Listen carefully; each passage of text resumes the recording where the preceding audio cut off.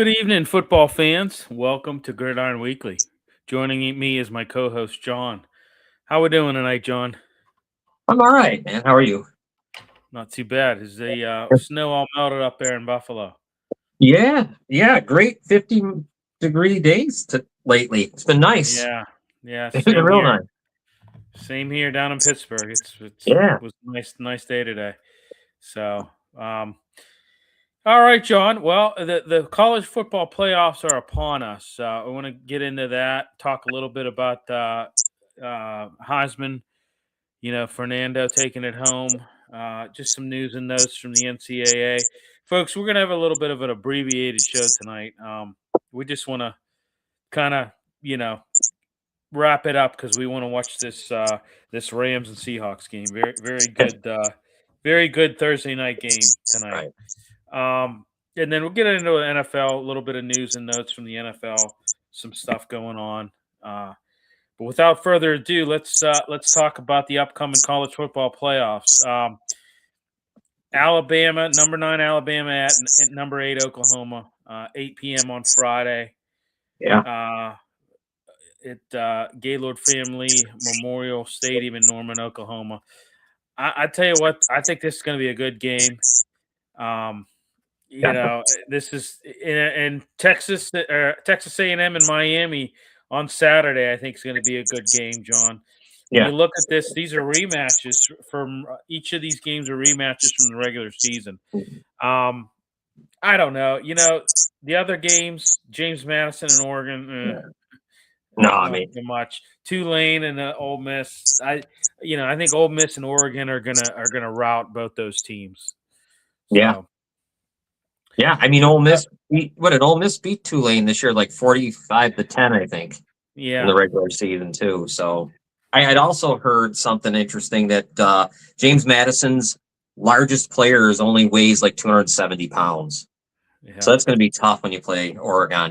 I don't know how they even hold their ground. Yeah.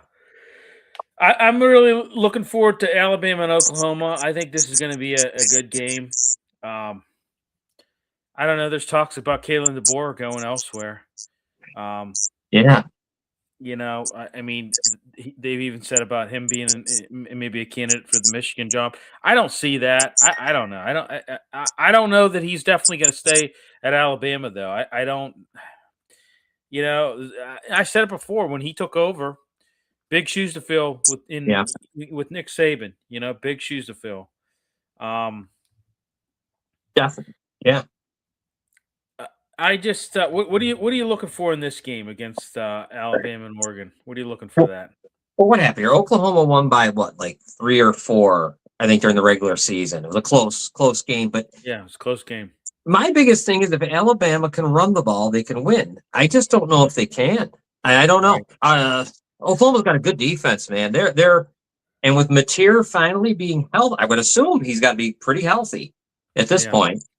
I thought he was really good. I thought he's Heisman around week 4 or 5 before he got hurt.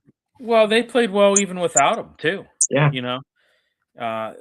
So I mean, they didn't really miss a beat with in his absence. So they got a good defense, right? I mean, they might have the best in the country. It's very close, probably to Ohio State or something. They're really, really good. And I'm leaning away. I almost feel like, and I don't know what's going on with DeBoer because you're saying, you just brought it up. I've heard it a lot on all the national, especially like on the radio when I'm driving around, I'm hearing it. So when you hear it enough times, you start to feel like there's something there. And I'm just curious though, Bill, if they were to, who are they bringing in then? Like who's around to coach Alabama? Well, listen, both of these teams have rabid fan bases, I mean, and I'm going to say this: Brent Venables too he's facing backlash as well, or not backlash, but he's facing pressure. Both of these guys started the season facing pressure. Like I said, you've got some very rabid fan bases. I think I don't know. We'll see what happens. I mean, I lean if I had to, when we go back and our guy Ed is back with us and we start doing, if we were doing picks, I almost feel like I lean towards Oklahoma in this game, even though it's hard to beat a team twice. That's the only thing that gets me is having to beat them again. Well, but there's something with Alabama. I don't know what it is, man. There's something's not right there. Yeah. It might be the running the ball. It might be that. It might be the fact they can't run. I agree. Alabama needs to run the football. Take a little pressure off Ty Simpson. Simpson. I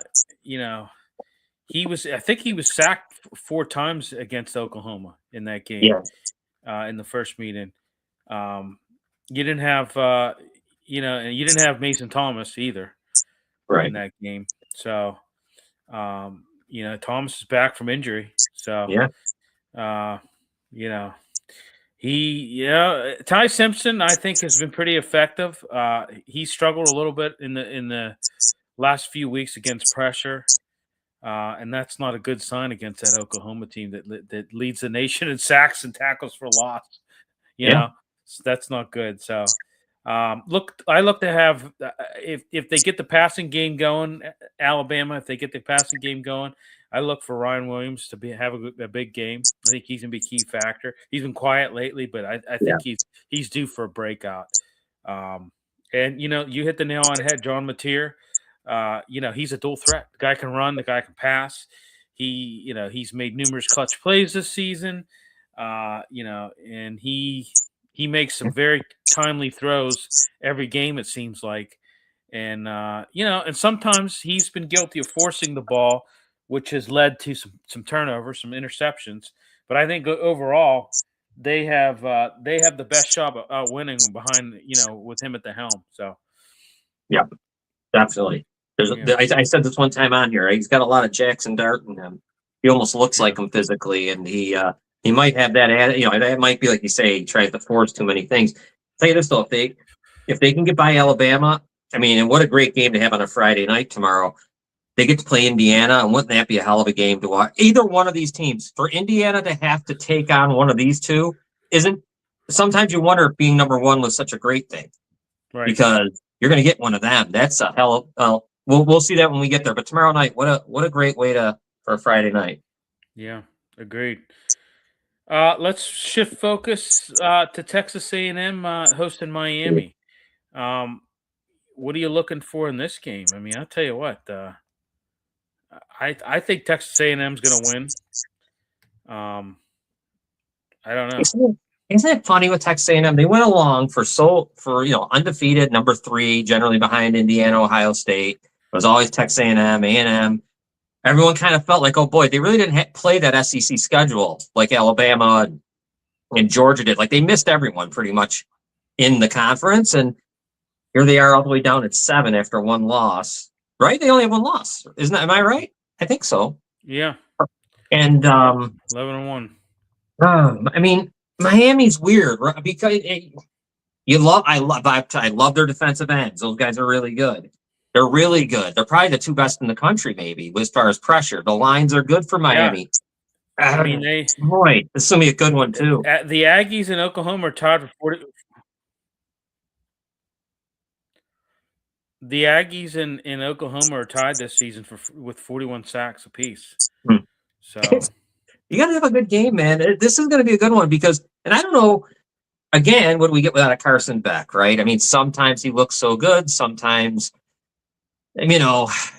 he's up and down. He's been in big games before, not last year, but I think the year before he was in the playoff with Georgia. So this is one that could go either way. I think it being in Texas A&M, though, is a huge thing. I think that's a big deal, that home field for them, and Miami having to go there.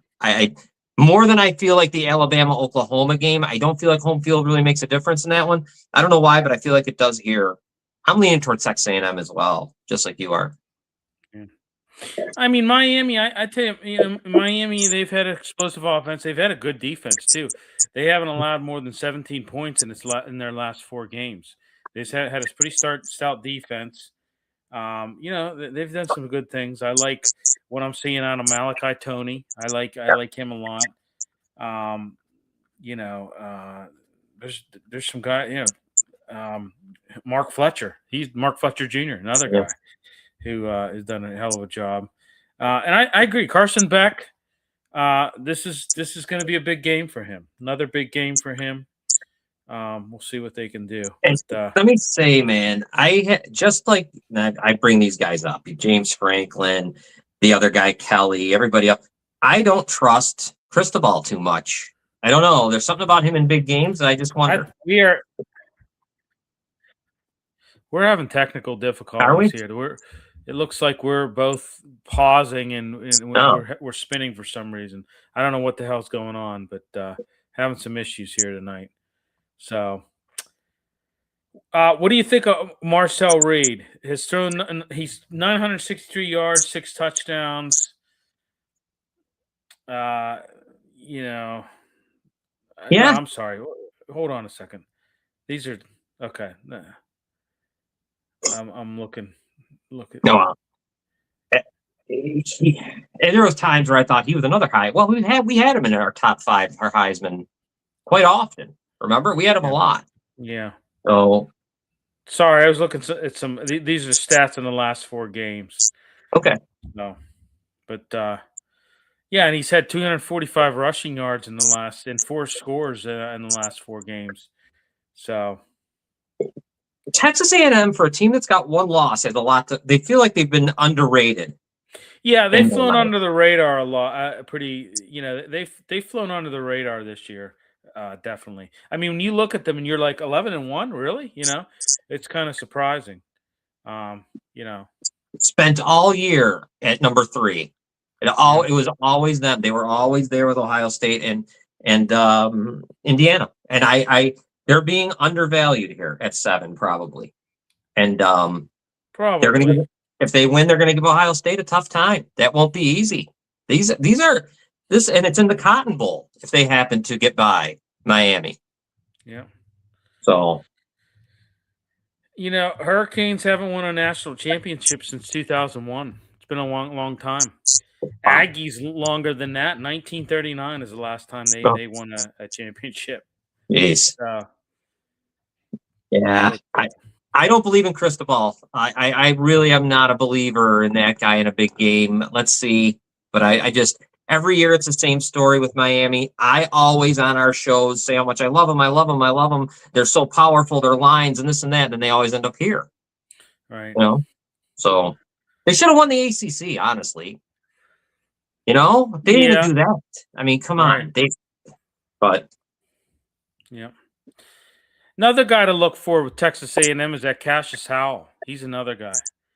Just a game wrecker. Just an absolute game wrecker. So. And we know what I can't get out of my head was that game, and I don't know if it was Mississippi State or who it was when they were down by 30 at halftime. Remember Texas A&M, and they came back, and that was a huge. I mean, that win. I always think of that one because they were dead, they were gone, and they come back. So I again, if I was picking, I'm leaning towards Texas A&M on this one. Yeah. All right, let's talk a little news here in college football. Congratulations to Fernando Mendoza, the Heisman winner. I mean, in the last, really the last 3 or 4 weeks, I said he's probably the front runner at this point. With them just, having a perfect record. Definitely. I think he's a hell of a quarterback. He's a good kid, comes from a good family, all that stuff. I was happy to see it. We'll see what they can do. I mean, I think this is a pretty damn good team. But what did you think about Fernando taking home the Heisman? Probably deserved. I mean, that game against Ohio State, he did what he had to do, and and it was nice to hear him. I got to hear him talk the interview and stuff. You can tell he knows he's a good kid. He's a. I mean, they say he speaks like 3 different languages, whatever, and he's. You could tell it was really how emotional he was after winning, and what a difference between that and that guy from Vanderbilt, Pavia. Holy cow! Yeah. After his antics, but Mendoza was a perfect winner for that award. And I bet you the NFL he'll probably do well as far as the NFL goes because you could just tell by the attitude he has. Good for him. Yeah, Yeah, he's like a renaissance man. He's just, Mm-hmm. he's very, well-rounded. And yeah, I agree. He'll probably do very well in the NFL. So, but let's segue on to the Yeah. NFL. Good time to segue on. Got a big one tonight. That's why we're kind of abbreviating the show a little bit. Rams and Seahawks. Very, very both with 11-3 records. Really battling for the NFC West title. I mean, this is like a playoff game tonight, really, at Lumen Field. Yeah. This is going to be good. This is going to be must-see TV, I think. We're looking for a good one here. Other news: Tua benched. You surprised at that? In a way, yeah. I mean, why bother? Like, why even do it? Why now? If you're going to do this, you should have done it, when it meant something. Well, I think at this point in time, they're out of it, and they, my Steelers, kind of. Well, I mean, listen, going into that Monday night game, they had slim chances, anyways. Okay, right? They had very slim chances, anyways. But they're eliminated, and I think at this point in time, they're just looking to the future and see what they got in this Quinn Ewers, and Tua has not lived up to expectations, in my opinion. I think the injuries that he sustained have contributed to that, but I don't. He has not lived up to expectations. He has not. I mean, yeah, and I also think where he is, being in Miami, I don't it's just not a good. I don't know. It was just a messed up. Think about it, all the. I mean, I don't. You listen. I don't have a personal vendetta or anything against Mike McDaniel. I don't think he's a good head coach. Right. And, hey, listen, some guys aren't cut out to be head coaches. We've seen that time and time again. I'm going to say Glenn isn't cut out to be a head. I think he's a clown. Right. But those guys are good coordinators, and they try their hand at head coaching, and sometimes it doesn't work out. We've seen this happen before. We saw it happen with Dick LeBeau in Pittsburgh. Yeah. He was a great defensive coordinator, but as a head coach, he left a lot to be desired. So no knock on those guys. Listen, Mike McDaniel. I mean, in week 3, we were talking that he wasn't going to make it to week 7. Right. And they did turn it around a little bit. That 4-game winning streak did kind of turn some heads, and did kind of he kind of righted the ship for a while. It's off course again. But the ship was kind of righted a little bit, and but like I said, it's back off course again. But I give him a little bit of credit. But I'm not going to say that I think he's a good head coach, good coordinator. I think he has a good. I think his as an offensive coordinator, I think he's good. I think he can do some. I think he can do the job, but. Like I said, not everybody's cut out to be a head coach. And it's funny, especially some of the offensive guys, right? I mean, I know the defense. I mean, I saw Eberflus, same thing. I mean, he wasn't cut out for it, but he's okay in Dallas. But think about some of these guys. I mean, Josh McDaniel, he's another one. I mean, he couldn't do it. He tried twice, and he couldn't make it. I always think of some of these guys. I think of Trestman a lot. Mark Trestman. I just remember, good offensive coordinator, right? Really good, but just couldn't do it as a head coach. So I agree with you, man. They turned it around a bit. There's a lot to do there, though. It's a mess because Tyreek Hill, I'm assuming his career's close. I mean, I don't know, but I don't know if he makes it back after that injury. And they're at the point of stripping it down and letting Tua walk if they can. If there's any way they can move him around, I don't know if they can. I don't know the contract, what's left for him, but if there's any way, they really need to start over bad. Yeah. I agree. I mean, I agree. I think it's, I think he's run his course there in Miami for sure. So, Micah Parsons, big injury news for the Packers. Obviously, big injury news with Patrick Mahomes having he had successful surgery on Monday. Gardner Minshew they're done. They've been eliminated. Gardner Minshew going to close out the season. I think we'll get to Michael Parsons here, but I think that the dynasty is over in Kansas City. It's done and over with. It was good while it lasted, but dynasty's got to come to an end.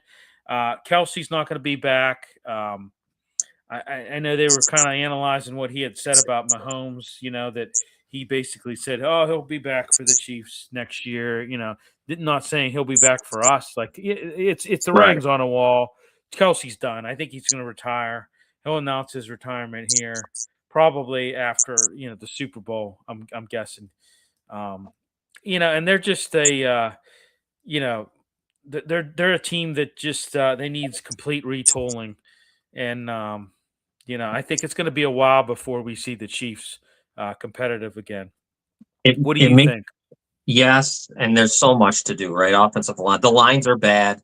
They got both sides got to be fixed. They have no running game. They have no wide receiver. They're missing a lot of things. Right. And I really wonder how long it is for Andy Reid. Would it be surprising to me if he retired this offseason? No. It wouldn't shock me in the least. He's in his late 60s. I think he's 67, going to be 68 to be exact. And I think that does he want to stay around for a rebuild? Because this rebuild Patrick Mahomes has a lot of football ahead of him. He's got more runway in front of him, I think, than what's behind him. Maybe equal. But does Andy Reid want to stick around for a rebuild? Because it may be a few years before they have a legitimate shot at being going to the Super Bowl. There's a world in my mind where I could see Mahomes being in somewhere else someday. Like, why not? I never thought there's guys I never thought would leave, like Brady, Montana, guys like that. They left. I mean, you could see it. Does he want to rebuild? How much more? I mean, honestly, does he really want to be involved in a long kind of rebuild? So I don't know. There's a lot over there. They did so much winning, and Chiefs fans really got to get a grip and calm themselves down, because there's some fan bases that haven't won in a long time. So, some of the things I hear them saying are insane on social media, and they're crazy. Be happy with what you've had, because it's been an incredible run for them. Right. Exactly. It has been an incredible run for them, but it's come to an end. Interesting fact. This is the first time since 1998 that you're not going to have either Brady, Manning, or Mahomes in the postseason. First time since 1990. Yeah, crazy. Wow. Yeah. So, yeah. Yep. Devontae Adams is out tonight, correct? Yeah, he's out. Yeah. So, what'd you think of Phillip Rivers? Yeah, holy cow! He almost won that game for them right off the couch, looking as bad as he did. He couldn't have done too much. He couldn't run. It was impressive though. He's able to come in off the sofa, do first snap reps with the team as soon as he gets there, and he ran the offense. Look at him. He obviously him and Steichen were together when he played his last couple years with the Chargers. Right. Although it's watered down, he basically runs the same Steichen offense that in the high school team that he had coached. And from what I understand, him and Steichen are good friends, and they've talked pretty much every week, and they talk offense. So, there was a lot of familiarity. He knows the offense like the back of his hand. And, the guy's a Hall of Fame quarterback. At least I think he's going to be in the Hall of Fame. Some people say it's iffy a little bit.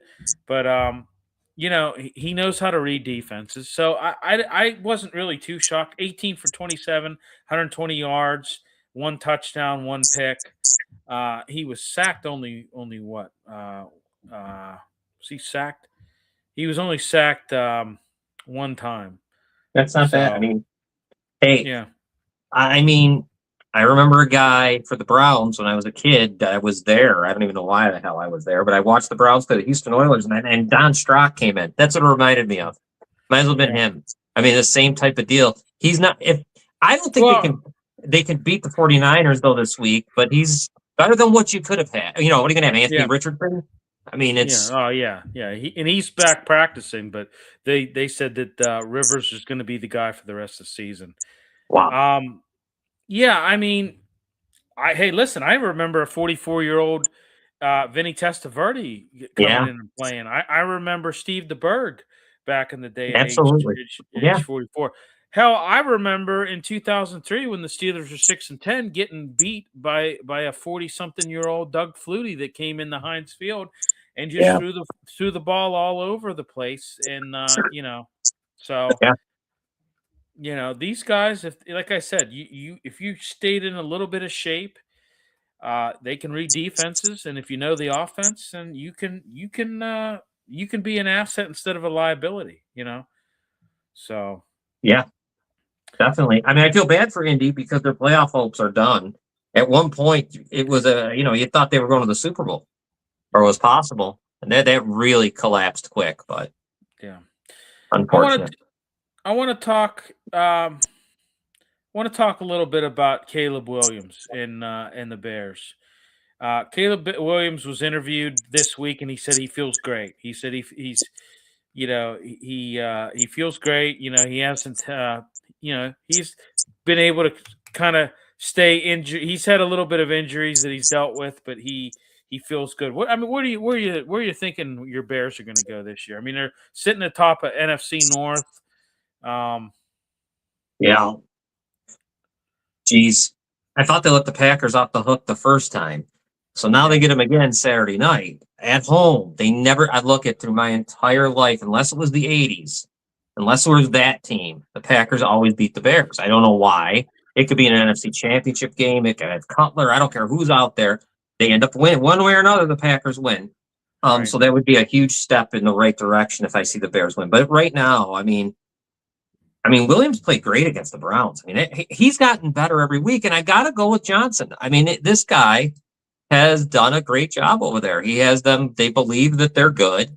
And you know where it starts, though, Bill, where you've always said, and I've always agreed with you, look what they did. They got the offensive line set. This year, they played with all five. They have not had a time where they've taken one of those five guys out. There's no penalties anymore. There's no, false starts, craziness. Joe Tooney and Dahlman and Jackson have been really good. They've solidified the thing. You got the number one pick from a couple years ago playing right tackle. He's doing fine. They found a guy from Canada who went to the University of Alberta playing left tackle. So it's been good, man. I mean, the only things, the biggest thing is that Johnson has them running the ball. And that's what you got to do in Chicago. You got to run. I mean, it's like, that's their identity, right? You run and you just, that's how they've won their games. And I got to say, I think I told you on the phone off the air here. I haven't been this happy watching Bears football in probably 10 years. Yeah. Easy. Probably since a double doink. So whenever that was. Right. Yeah. I agree. I mean, they've been a surprise to me. I mean, I knew Johnson. I know he's a good coach, and I thought he would make the team better. I didn't expect them to be that good. I mean, they're very good. I mean, they're doing a really really good job this year, and I'm surprised with I am surprised with Williams and what he's been able to do. I think I questioned him a lot. I questioned him a lot, to be honest with you, early on, because to me, it just didn't seem like the maturity level was there. And it just didn't seem like he was, grasping what it takes to be an NFL quarterback. And I tell you what, this year he's proven me wrong. So Ben Johnson did something, got him. He believed, you can tell he's bought all the way in. You can see it in the locker room after game, the way he is what I've been saying I wish they had. You got to have, he's become a leader somehow. I didn't believe it either. Bill, you heard me on the show. I was disgusted. Yeah. I thought it was, I can't believe they, but no, he's done well in the big moments. He's doing good. In fourth quarters, he's awfully good. He makes good decisions. I think that Ben Johnson, though, when you look at the difference between having him there than having Eberflus, or let's say his counterpart that he had with him, Aaron Glenn. I mean, they act sometimes the clock is right, even though it's broken. And I think the Bears got it right this time. Now they just gotta, after this season, what you don't want to be is Washington. You don't want to take steps back. They got to keep going forward. Because I'm quite sure they're not going to win a Super Bowl this year, but this is a way to start, hopefully building that way for them. Yeah. Real quick, I want to talk real quick about Jaden Daniels. There was a headline that he's frustrated with his injury-filled season this year. Washington's just a terrible team. I mean, they're just a disaster of a team. I would say even too they're kind of they're not a good organization at all either. They haven't been for a very long time. I'm going to say this about Jaden Daniels. Maybe some people disagree. I'm going to run it by you and see what you think. I think he's undersized, and not meaning height, but weight and just overall frame. He's not cut out to be an NFL quarterback. He's just not. He's not cut out for the collisions in the he's just not. He has a very thin frame. He looks fragile to me. He does not. It looks to me like he really needs to hit the gym, and he needs to put on some weight, and not fat, but he needs to put on some muscle. He needs to be he needs to hit the gym, and he needs to get on some kind of high protein diet to just kind of improve his mass. Because I tell you what, I think this is a lot of his issues is because of his frame. He just doesn't have a frame that's cut out for the rigors of being an NFL quarterback. He just doesn't. And it's just, and I don't think last year did him any favors. They were darlings of the league last year. This time last year was a different story. They were the Bears last year. Where the Bears are, they with Washington. And everything went good for Daniels. Everything. And even when I forget last year, I don't know if it was against the Eagles, he got hit really hard. And I remember Mariota telling him, you could see it. You can't take those kind of hits. You just can't keep getting hit. And he plays a game like he's Josh Allen, like he's his size. And you're absolutely right. He has to change the way he plays. I mean, even Lamar Jackson doesn't take those kind of hits. You know what I mean? He doesn't put himself in terrible positions. And I think last year, there's something about it, man. And I know this sounds goofy. You always want the first year quarterback when it's too easy. I'm not quite sure it's that great for them, because then the second year, I think they think it's easy. And if you ever notice, they always take a step back. Always. I'm kind of with you. I kind of think that guys that kind of ease into success, especially at the quarterback position, I think are better long-term quarterbacks. You know what I mean? With the exception of one guy, and that's Ben Roethlisberger on my Steelers. I mean, he came in was a monster. But and to kind of segue into that, Ben could take hits. Ben took vicious hits, but Ben was also 6'5". He was Josh Allen. 245, right. And I mean, Josh Allen has taken hits, but Josh Allen has muscle on his frame. Josh Allen's 6'5", and he's able to absorb those hits. I mean, Jaden Daniels, when you look at him and you look at him with pads on, I mean, he looks like he's too thin, and he just doesn't he looks like a wideout. He looks like a speedy wideout is what he looks like. He doesn't look like. I mean, even guys like Dak Prescott, they're big. They've got muscle mass. And they can take those hits. They can absorb those hits, and it's a proven fact. The more muscle you have on your frame, the better you're shielded from injury. I mean, you are. It's a similar issue with Jackson Dart. He's another one who's got to stop. He's not exactly big enough to be taking these. He's getting hit. He did a cartwheel the other day out of bounds when I watched the last time I saw the Giants play. He got hit so hard. And like I said, the last show we did, they say, oh, he's a tough kid. I like tough guys. I'm all about toughness. I want toughness in football. Yeah. I am all about these tough guys and stuff like that. But to me, tough guys are the guys that play 17 games.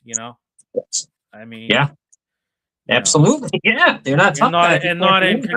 Yeah, not in concussion protocol 4 times in a season, So, Yeah, you got to be smart. They got to be smart. I mean, even the big guys. Let's go. Roethlisberger and Allen are probably almost the same size, and they're not. He's still even Allen. I see enough of him. He doesn't put himself in position also to get his bell rung or to get yeah, his he's legs smart about broke. it. I mean, when he runs, he takes off. He has good vision. He knows when the defenders are closing in on him. He knows whenever to go, feet first and slide.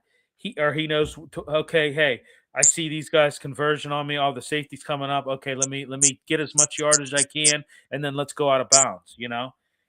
Rather than he doesn't try to take guys on. He doesn't try to. I mean, he has a couple times where Right. he's But fought for first downs, but generally he's smart about how when he does take off and run, he's smart about it. But yeah, I mean, Jaden Daniels, he's got to change. He's got to put some muscle mass on. Yeah. And he's got to change. He's got to change. Because I tell you, he's not going to survive. I'm just letting you know right now. He's not going to survive. No. So No, they've got to do it, and they got to either get him if he's going to continue to be this way.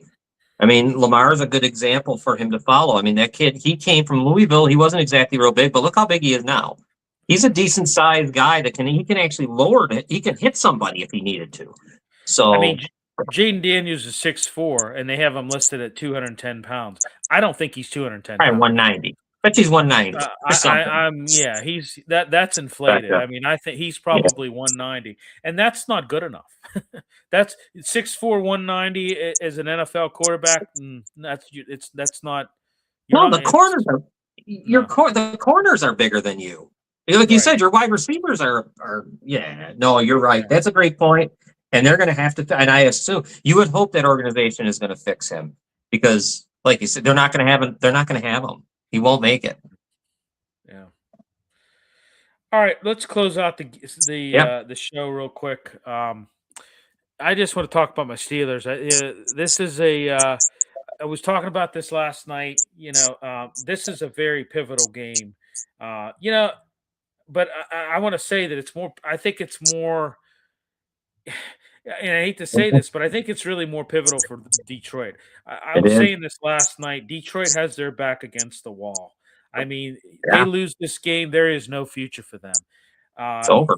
I mean, your team is number 1 in that division. Packers number 2, and the Lions at 8-6 are number 3. This is like I said, their back is against the wall. They have to win out, or there's no tomorrow for them. And I'm very nervous about this game because I could see this game maybe getting out of hand for the Steelers early, because I think Jamar Gibbs and I think David Montgomery are an awesome 1-2 punch, and we've had a terrible run defense this year, one of the worst in the league. And I could just see them running all over, and I could see Goff opening up and and being you have establish a run game early. It makes it easier for Jared Goff to to move the football down the field, move the chains, opens up the passing game. TJ Watt's going to be out with this crazy lung puncturing thing with this dry needling. I mean, it's just insane that happened. But you're going to have to put pressure on Jared Goff, and this is going to be a tough game for the Steelers. I mean, it's going to be a tough one because, like I said, Detroit's fighting for their life right now. I mean, they cannot afford to lose this game. I mean, they can't afford to lose any games for the rest of the season, or else, there's no tomorrow for them. Yeah, I don't see how there's no path. I don't know how they'd make it if they lose this one. Maybe 3, but I don't think they can. They won't even make a wild card. Yeah, not close. So, we on our show last night. I said, hey, this team has their back against the wall. This is like a mountain lion that you've cornered. They're pissed, and they're going to try to do whatever they can to get the best of you and get the edge. And I don't know. I'm a little bit. A little bit nervous about this one. Yeah, if they could somehow the Steelers run the ball and really try to maybe slow this. Because I know what you said. It's indoors. It's going to be fast. It's going to be all that. I do like Warren and Gainwell, though. I don't know, man. And just when I start to doubt Rodgers, then I see him play a good game. It's so weird with that guy. Just when I start to think, oh my God, he's so old. I don't even want. And then next thing I know, I thought he looked great against in the Monday night game. Yeah. So he looked good against Baltimore too. He did, yeah. So I mean, there you go. He did against since Buffalo. He's looked good. So it's interesting, man. And I'll say this too: they don't have a great. The Lions don't have a great pass defense. They don't. No, they've. They're not. That's right. They don't. Yeah. Yeah. Their secondary is not that great. There's a chance, man. I think it reminds me like a little bit if I think of the NHL, some hockey. If they can get out of the beginning of that game and let it be let it be close. Like you said, don't let it get away from them quick. You never know, man, because I don't know. I wonder, I don't even know what the line is on that game. I'm sure Pittsburgh's probably getting like about 5 or 6. I don't know what they'd be getting over there. But it's going to be a good one. Here. 4:25. So then New England plays Baltimore, too. So, yeah. Yeah, the line on that one is gosh, I'm not seeing it. Could be 7. Yeah, I think it is. I think it is 7. So that's interesting. Great game. The New England Baltimore is going to be one that's good. I don't know. Well, yeah, and I said this too. I was talking about this. I said, when you look at, the AFC North, obviously it's going to come down to the Ravens and the Steelers.